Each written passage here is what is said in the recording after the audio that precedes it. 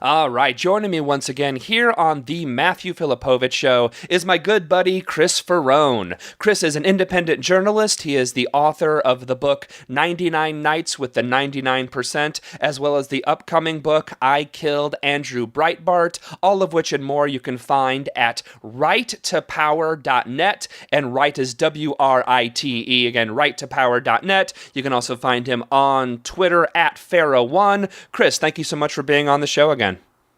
Always one of my faves, man.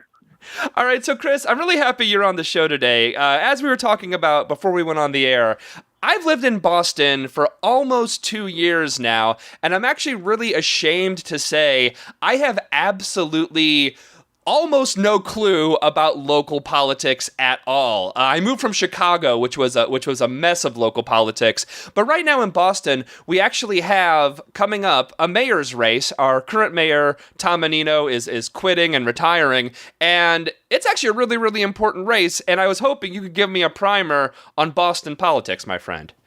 I certainly can, and it's an important one. It's one that I've helped actually some national reporters with recently. Boston just is in the news.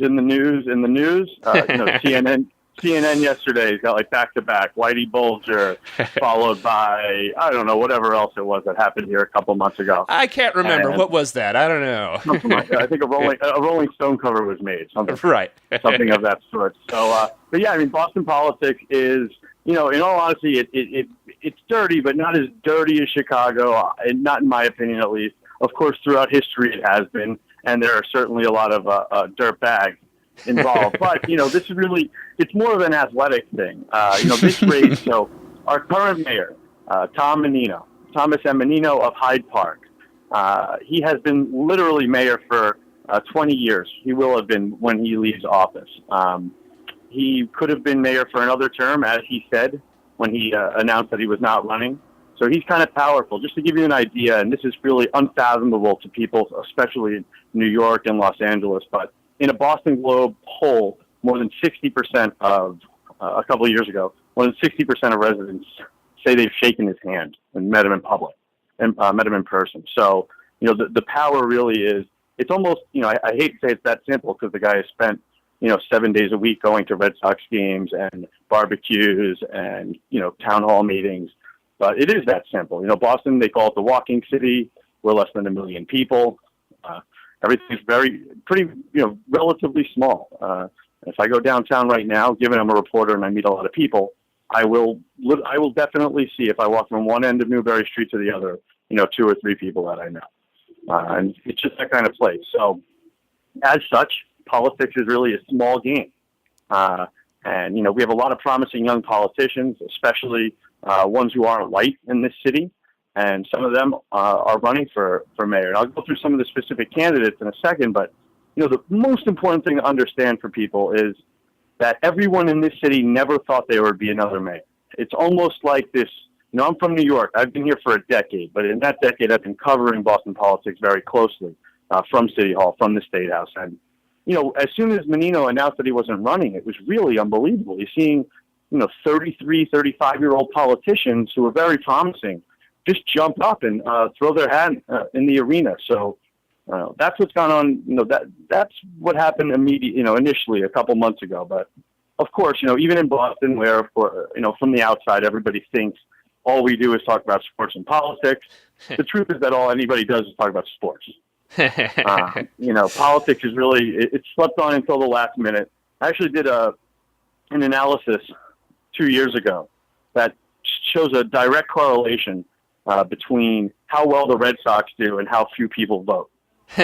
So when the Sox make the playoffs, you're literally talking about 5-6% more people come out to vote. 5 less percentage come out to vote. So let's look at what we have. Initially this mayoral race started with about 24 hopefuls.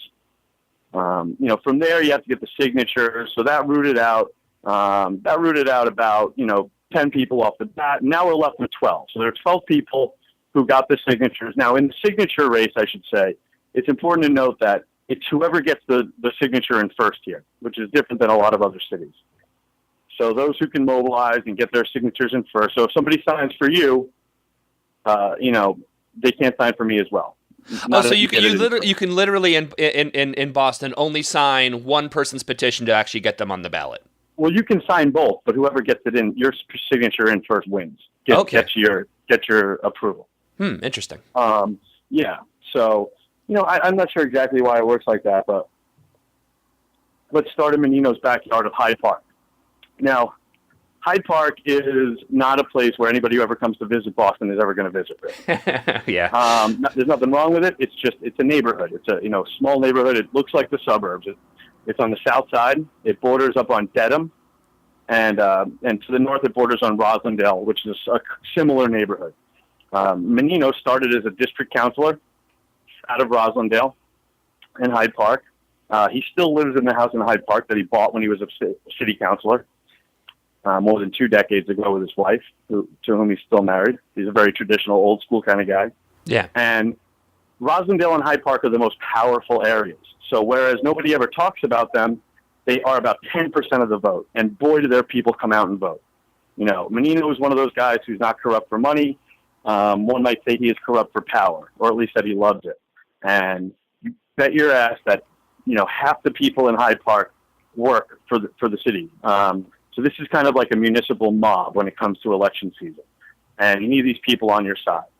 Now, there are two significant people running from Hyde Park. One is Rob Consalvo, who's kind of like a mini Menino. He's a shorter, kind of rounder Italian guy, nice guy. Everybody loves him. And much like they said about Menino back in the day, some people just aren't sure that he's a big city mayor. He's a neighborhood guy, obviously. So it's been interesting to see what he thinks of development and things like that. The other guy is Dan Conley. Now, I just want to interrupt myself and remind that, so I've been writing a column on this race every week for, I think I've done 18 of them so far. So ever since Menino announced he wasn't running. And every week I like to get a little jab in, at least a little jab, or in the case of last week, a huge clothesline on Dan Conley. Dan Conley is the longtime district attorney of the city of Boston. He's been in office for about a decade now. And he is truly evil. He is, my column last week was basically about how he's never found a police officer guilty of a murder. This includes officers unloading rounds at the trunk of a car as somebody sped away and killing a girl in the back seat. So it's one of many things. So I don't want to harp too much on Dan Conley, but he's the guy. I'm really trying to be kind of focused and a bit balanced about this, and there's so many candidates. He's the one I really don't like, and he's also significant because he has raised more than anybody. He's got well over $1 million in the bank, whereas I haven't checked it in the past week, but most people, the 5 people behind him and the other people who are considered to have a shot at this have, about half and are not raising as fast. He's never faced real opposition for his DA spot, so he's just got a ton of money. And I'll also note I wrote a column about where all that money's coming from, and he definitely has the sleaziest Bank of America, you name it. People you really just don't want influencing government.